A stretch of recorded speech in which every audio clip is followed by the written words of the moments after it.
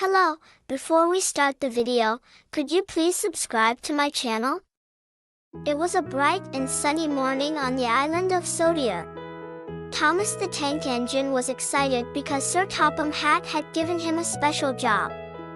He was to take a group of children to the Enchanted Forest for a day of adventure and fun. Thomas puffed happily along the tracks, his steam billowing and his whistle blowing. "This is going to be a wonderful day," he said to himself. When Thomas arrived at the station, the children were already waiting with their teacher, Miss Jenkins.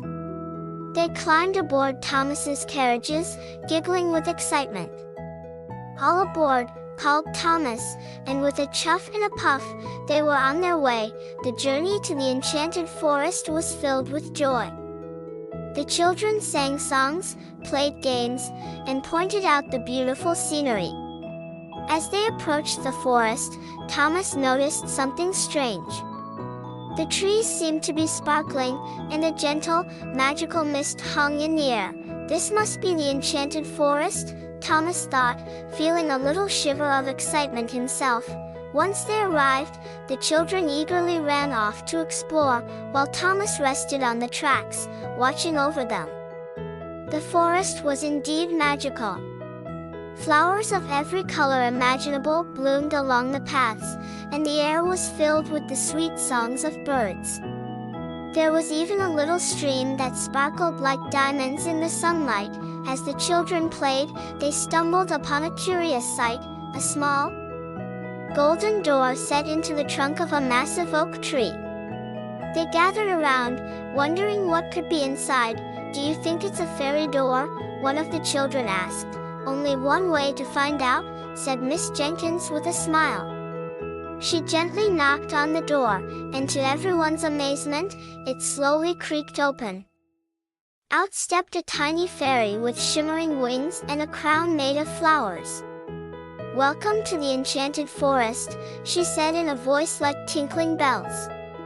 "I am Flora, the guardian of this forest. Thank you for visiting us today."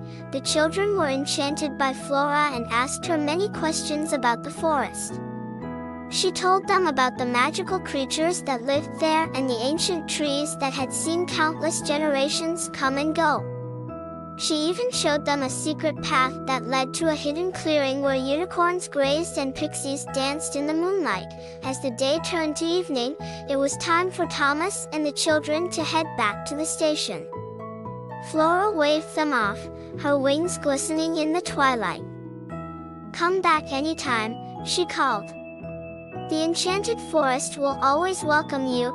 Thomas and the children returned to Sodir with hearts full of wonder and minds buzzing with the magic they had experienced.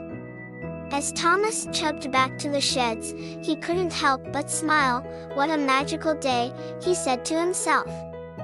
"I can't wait to tell Percy and the others all about it." And so, the story of Thomas and the Enchanted Forest became a favorite tale on the island of Sodir, a reminder that magic and adventure are always just around the corner for those who believe. The end.